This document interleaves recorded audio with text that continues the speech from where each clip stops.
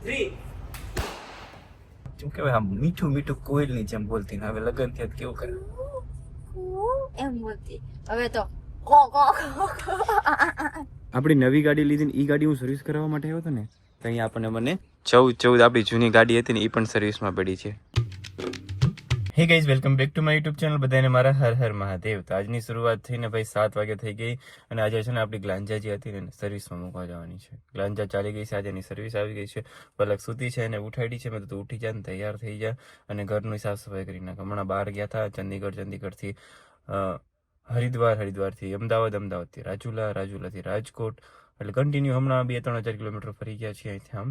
એટલે પલકને મેં કીધું તું છે ને સાફ સફાઈ કરી નાખ ઘરની અને હું ગ્લાંજા સર્વિસમાં આવું ને સર્વિસમાં દઈને આવું યા અથવા સર્વિસમાં થઈ જાય તો જઈને આવું ફટાફટ. એટલે 8:30 નીકળું છું અત્યારે, તો મેં 9 વાગે સર્વિસમાં પહોંચી જાઉં તો કદાચ વારો આવી જાય મહાદેવથી કલાકમાં બધું થઈ જાય. અને હું જો કલાકમાં જો ગાડી સર્વિસ થઈ જતી હોય ને તો હું એડિટિંગ કરી નાખું. એટલે મેં લેપટોપ બેગ સાથે લીધું હતું અને એને બેઠો એડિટિંગ કરી નાખતા પલક ઘરનું કામ કરી નાખે. હું અહીંયા ઘરે આવીશ ને તો પલક મારે વાતો કરવા મળશે ને તો ઘરનું કામ નહીં થાય અને પાછું મારે ધક્કો થાય. અને એની સર્વિસ સ્ટેશન થાય છે અહીંથી લગભગ 10 કિલોમીટર જેવું. એટલે પાછું આવું જાવું એને કરતાં હું ત્યાં બેઠીશ તો થઈ જાય પછી જોઈએ ત્યાં જઈને શું પ્લાન થાય છે.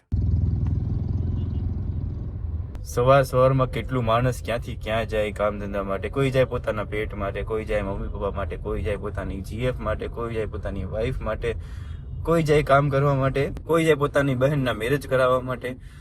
બધાય પોતપોતાની લડાઈમાં સવારે ઉઠે છે અને સાંજે પાછા સુઈ જાય છે. સવારના ઉપાધિ લઈને ઉઠે છે અને સાંજે પાછા સુઈ જાય છે. જીવન કેવી રીતના ચાલે ને સમજાતું નથી. સવારમાં તમે કામે જાઓ, કોઈ લક્ષ લઈને જાઓ કે આ કામ છે મારે, આ કામ પૂરું કરવાનું છે, આનો પૈસો આવશે તો હું આ બેનની સગાઈમાં, બેનના મેરેજમાં કે મમ્મી પપ્પાનું આ કામ કરવાનું છે, ઓલું કામ કરવાનું છે, દાદાને આ દેવાનું છે, પેલાને લઈ દેવાનું છે, પરિવારને સાચવવાનું છે. બધા પોતપોતાના મગજમાં કેટલું લઈને ફરતા હોય છે. કેટલું માણસ રોજ આવે જાય, સવારમાં ઉઠે, કામ ધંધે જાય, સુઈ જાય, સાંજે આવીને પાછા સવારે કામ ઉઠીને સારા નવા દિવસની શરૂઆત. એવું નથી લાગતું વરસ કેમ જાય છે અને દિવસ કેમ જાય ખબર નથી રહેતી. સમય અત્યારે એવો થઈ ગયો છે કેમ સમય જાય ને એ નથી ખબર રહેતી. તો ગાઈઝ હું પહોંચી ગયો ટોયોટાના શોરૂમે અને મેં એક ફોર્ચ્યુનર જોઈ. એમાં એકડો લીધેલો છે. કાલે નંબરની બેડિંગ હતી, ખાલી JJ03 PM. એકડો કેટલામાં ગયો ખબર? 24 લાખ રૂપિયામાં. ખાલી નંબરમાં માણસ 24 લાખ રૂપિયા રાખે. ડિફેન્ડર છે એમાં 24 લાખનો નંબર ગયો છે. ચાલો આપણે સર્વિસમાં મૂકી દઈએ. આપણી નવી ગાડી લીધી ને એ ગાડી હું સર્વિસ કરાવવા માટે આવ્યો હતો ને તો અહીંયા આપણને મને 14 આપણી જૂની ગાડી હતી ને એ પણ સર્વિસમાં પડી છે. JJ14BD 14. આની સાથે લાગણી કંઈક અલગ જ હતી. બહુ ફર્યા આમાં, 85,000 કિલોમીટર આ ગાડીની અંદર ફર્યા. આ એનું ફાઇનલ લુક અત્યારનું છે. અને આ ગાડી જુઓ અત્યારે એલો વ્હીલ્સ આપણે અલગથી નખાવ્યા હતા અને જેમને ભાઈને આપેલી છે એને મહાદેવ લખાવેલું છે, દ્વારકાધીશના મંદિરનું ચિત્ર દોરાવેલું છે. આખી રીતના ગાડી છે એમને સાચવેલી. કેમ જૂની યાદો તાજા થઈ જાય. ગાડી રોડ ઉપર હજી જાય ને તો તમને લોકોને એવું કે આ 14BD 14 મારી છે, મેં નથી આપી દીધી છે આ ગાડી. ફાઇનલી ગાઈઝ ગાડી આપણી સર્વિસમાં આપી દીધી છે. આપણી ગાડીની પહેલી સર્વિસ છે ને, પહેલી સર્વિસમાં કાંઈ હોય નહીં, જનરલ ચેકઅપ અને વોશિંગ. ગાડી કમ્પ્લીટ થઈ ગઈ છે, ખાલી વોશિંગ ચાલુ છે અત્યારે. તો ફાઇનલી ગાઈઝ આપણી ગાડી સર્વિસ થઈ ગઈ છે. આપણી પાસે જે 14 હતી ને એની યાદમાં લીધી છે. ગાડી જ્યારે નવી લ્યો ને ત્યારે 1000 કિલોમીટરની જે સર્વિસ હોય ને ફ્રી હોય, 5000 કિલોમીટરની સર્વિસ હોય ને ફ્રી હોય, 10,000 કિલોમીટરની સર્વિસ એ ફ્રી હોય, પણ તમારે ઓઇલના અને પાણીના પૈસા દેવા પડે. તો ફ્રી કઈ રીતના કહેવાય કે એમાં લેબર ચાર્જ નથી લાગતો. તો ચાલો જઈએ હવે પલક પાસે. ભૂખી એવી લાગી, 11:30 થઈ ગયા. કવર આવી જાય એટલે ભૂલી જાય.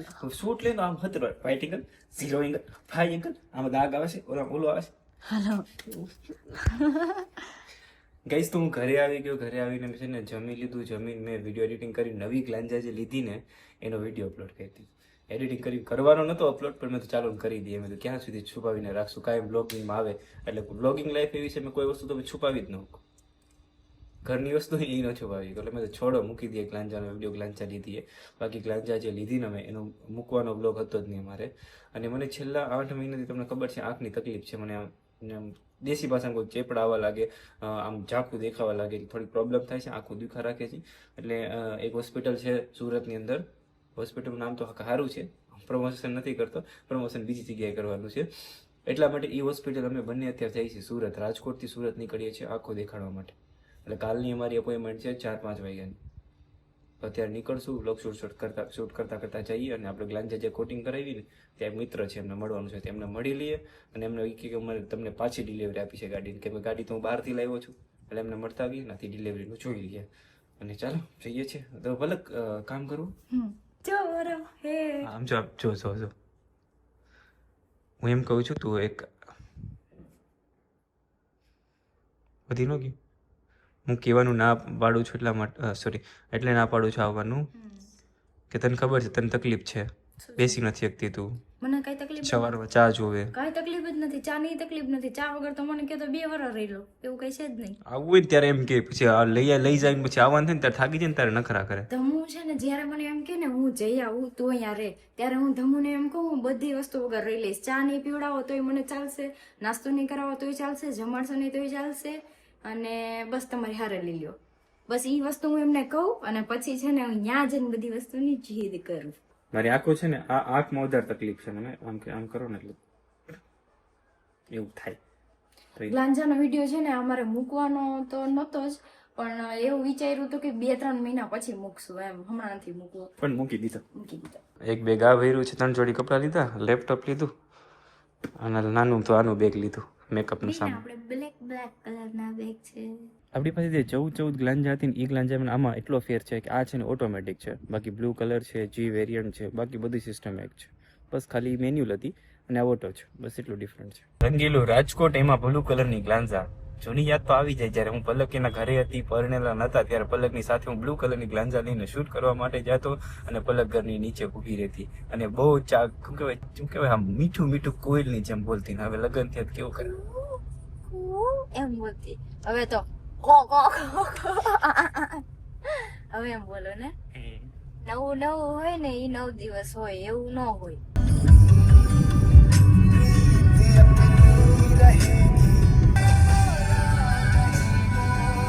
ડિટેલિંગ 1 માં અમે પહોંચી ગયા છીએ. ગાડીને પાછી આપણે કાગળ ઓઢાડી દીધું છે, બ્લુ ગાડી ને બ્લુ કાગળ. ચા પેલા બાકી બધું પાછા ભાઈ પૂજાની થાળી લેવા છે, ચાંદલા કરવાના છે. ચા પીને ચાંદલા કરે ને તો તાકાત વધારે આવે એવું છે. સરખા ચાંદલા થાય. ભૂલાઈ ન જાય ને. હા ફાઇનલી ગાઈઝ બીજી વાર ડિલિવરી અમે લોકો છીએ. ગાઈઝ અમે બીજી વાર ડિલિવરી લેતા, અરે હું બોલું છું ગાઈઝ અમે લોકો બીજી વાર ડિલિવરી લઈએ છીએ. બધું ડન થઈ ગયું, ચાંદલા પાછા કરવાના છે, તો હવે આ કાગળ ઉખેડવાનું છે. ચાલો 1 2 3. પલક કેટલી લકી, જ્યાં હવે એના સાથીઓને ચાંદલા, હવે તો સાથીઓને ચાંદલા પાકું કરી લીધું. આમ લીટો કરે, આમ લીટો કરે, આમ લીટો કરે, આમ લીટો કરે, પછી આમ કરીને આમ કરે, આમ અર્થ ઇન્દ્ર અર્થ આમ ને પછી ઘણું બધું આવે, બધું આવડી ગયું. સાથીઓ પેલા છે ને હું આમ કરતી, આમ સીધું કરીને આમ કરીને આપણે કેમ કરીએ એ રીતના. 2-3 વાર મેં રીલ્સ જોઈ ને તો એમાં એ રીતના આવતું હતું કે તમે સાથીઓને કોઈ દિવસ તમારે છે ને કટ કરીને નહીં કરવાનો, પેલા આમ કરવાનું, કઈક અર્થ ધર્મ એવું કઈક કહેવાય છે, મને નામ નથી આવડતા. આમ કરવાનું, આમ ને આમ, પછી આખો કમ્પ્લીટ કરવાનો, ત્યાં સુધી નહીં. એ રીતના કમ્પ્લીટ કરવાનો એટલે આખો સાથીઓ કમ્પ્લીટ થાય, એટલે શુભ માનવામાં આવે એવું છે કઈક. તો આજે પાછા બીજી વાર સાથીઓ કરી લીધા, કેવું સારું કહેવાય. તો ચાલો ગાઈઝ હવે સુરત જઈએ. રાજકોટમાં વાવાઝોડું હોય ને એટલી ધૂળ ઉડે છે આ રોડ ઉપર. ગ્રીન લાઈન ચોકડી હું પહોંચવા આવ્યો તો મોબાઈલમાં ઓછી ધૂળ દેખાય છે.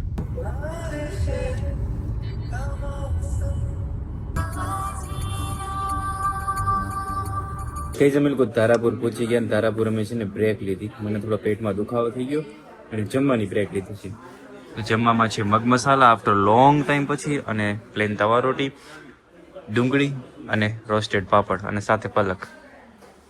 મને ખબર આવે જાણે ગાઈઝને આપે એમ આપ્યું. જમી લીધું મૂગ મસાલા, કેટલા ટાઈમ પછી જમ્યું તો બહુ સારું લાગ્યું.